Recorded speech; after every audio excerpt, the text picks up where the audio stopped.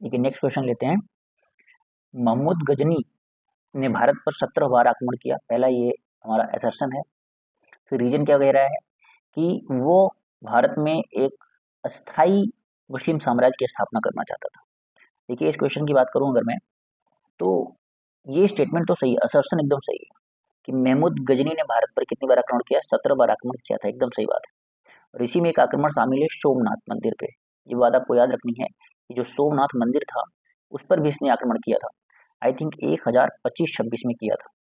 और ये कहाँ पे है, ये गुजरात में है। ये भी पूछा जाता है कि सोमनाथ मंदिर किस राज्य में है, गुजरात में है। ठीक है। और इस समय यहाँ का शासक कौन था ये भी पूछ सकता है वो, तो ये भी याद रखिएगा, भीमदेव, भीमदेव प्रथम। भीमदेव प्रथम यहाँ का इसमें शासक था। देखिए अब हम क्वेश्चन पे आते हैं। तो असर्शन तो सही है, लेकिन अब रीजन की बात करें कि ही वांटेड टू, मतलब ये क्या सही में अस्थाई मुस्लिम साम्राज्य की स्थापना करना चाहता था, तो इसका आंसर है नहीं। देखिए अगर इसको करना होता तो ये पहली दूसरी बार में कर सकता था, लेकिन महमूद जो गजनी था, इसका पूरा का पूरा जो टारगेट था वो था लूटना, लूट खसोट करना, लूट खसोट करना भाई।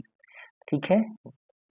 और ये कोई भी स्थायी मुस्लिम साम्राज्य की स्थापना नहीं करना चाहता था। गजनी की बात कर रहा हूँ। तो इसी वजह से दिस इज द रीजन। जो रीजन है ये गलत हो जाएगा और असर्शन सही हो जाएगा। मतलब ए सही है लेकिन आर गलत है। तो देखते हैं, A is true and R is false, C is the right answer. ठीक है। यहाँ पे आप देख सकते हैं कि जो तुर्किश कॉन्करर महमूद गजनी था, इसने अपने फादर को क्या किया, सक्सीड किया 998 ईस्वी में। और इसने एक बहुत बड़ा साम्राज्य खड़ा किया मध्य एशिया में, जो कि जिसकी कैपिटल गजनी थी। और इस समय वो कहाँ पे है, अफगानिस्तान के काबुल में। इसने 17 बार भारत पे आक्रमण किया, 999 से लेकर 1027 के बीच में। और इसने रथलेस इन्वेड किया और खूब ज्यादा लूटा धन। और इसका लक्ष्य क्या था, कोई भी परमानेंट मुस्लिम रूल यहाँ पे खड़ा करना नहीं था, बल्कि केवल और केवल बहुत सारा धन कंट्री से बाहर ले जाना था। ठीक है। तो ये चीजें, आगे चलते हैं। यहाँ पे कह रहा है कि जो महमूद गजनी था, इसका दरबारी इतिहासकार कौन था। तो देखिए महमूद गजनी की वजह से तो देखा जाए तो कई सारे दरबारी इतिहासकार थे, लेकिन यहाँ पे उतबी इसका सही आंसर है। उतबी जो है ये कोर्ट हिस्टोरियन था, मतलब दरबारी इतिहासकार था। ठीक है। यहाँ पे देखिए मैं आपको बता दे रहा हूँ सबके बारे में। महमूद गजनी केवल और केवल एक लूटने वाला इंसान था। ये कोई भी साम्राज्य खड़ा नहीं करना चाहता था।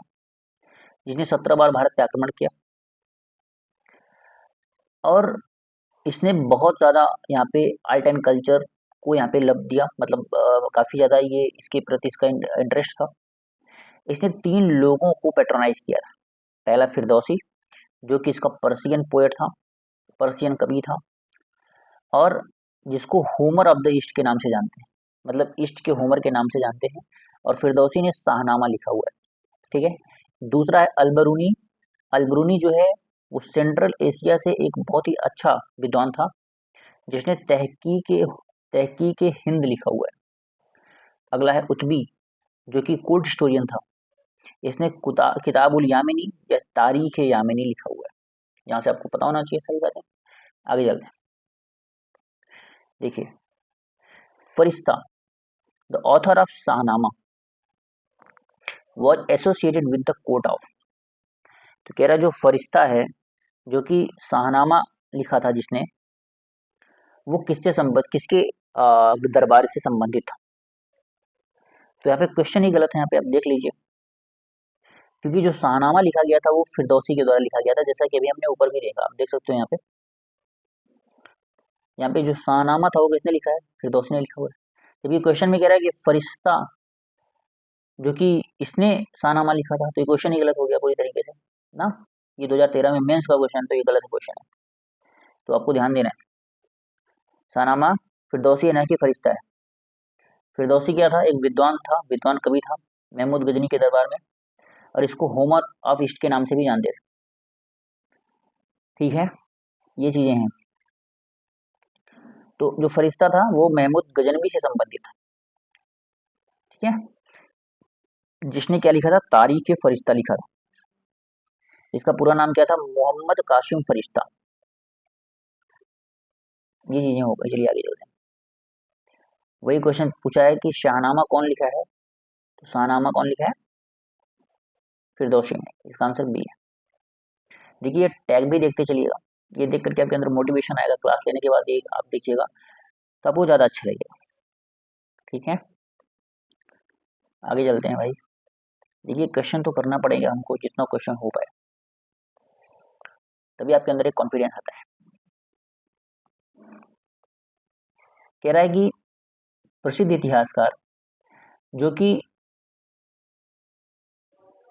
महमूद गजनी के साथ भारत आया था, वो कौन था? तो वो अल बरूनी था। वो कौन था? अल बरूनी। अल बरूनी जो है वो महमूद गजनी के साथ भारत आया था। तो यहाँ पे आप देख सकते हैं कि अल बरूनी जो कि भारतीय इतिहासकार का फादर भी माना जाता है,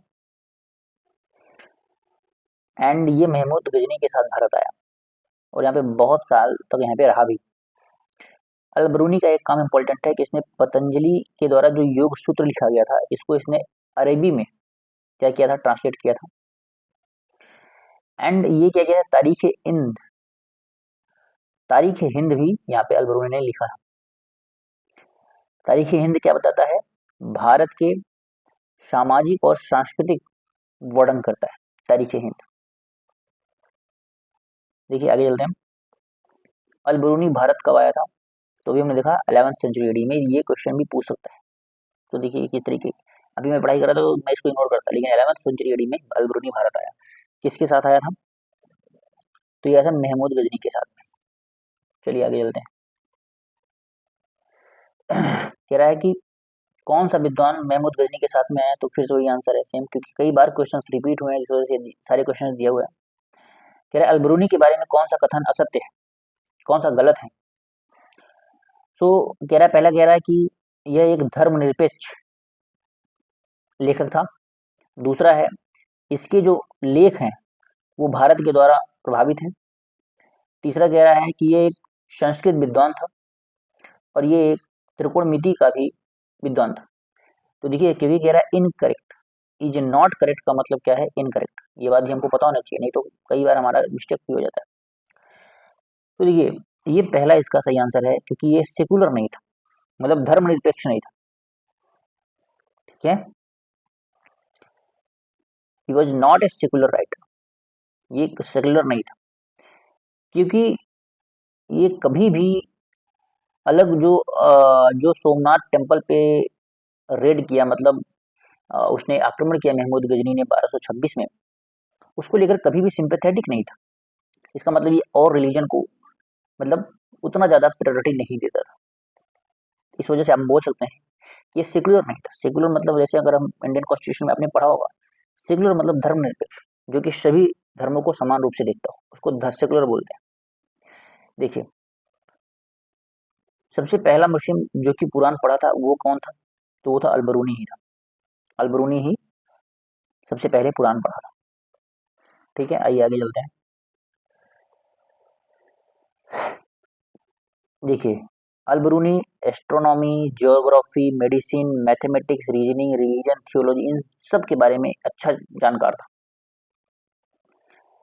ठीक है, और इसी वजह से उसने धार्मिक जो हमारा संस्कृत है उसके बारे में भी खूब ज़्यादा नॉलेज उसने यहाँ पे प्राप्त किया, क्योंकि वो हर एक चीज़ का ज़्यादातर नॉलेज मतलब उसके पास ऑलरेडी था, तो उसको लिंक करके काफ़ी ज़्यादा चीज़ों के बारे में जानकारी ग्रहण किया इंडिया में।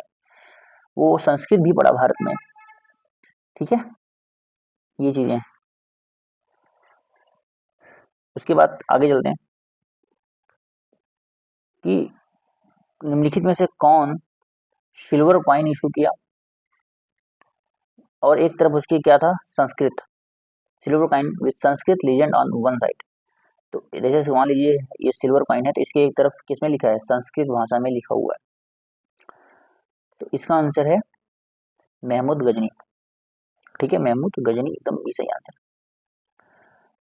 महमूद गजनवी ने जो भी कॉइन यहाँ पे इंट्रोड्यूस किए थे वो अरबी और संस्कृत इंस्क्रिप्शन में थे। एक तरफ मतलब जैसे मान लीजिए एक है, दोनों तरफ मतलब मान लीजिए एक सिल्वर का कॉइन है, तो एक तरफ हेड है और एक तरफ टेल है, तो एक तरफ इसने संस्कृत में लिखवाए थे और एक तरफ इसने अरबी में लिखवाए थे। ठीक है, ये चीजें थी। चलिए आगे चलते हैं।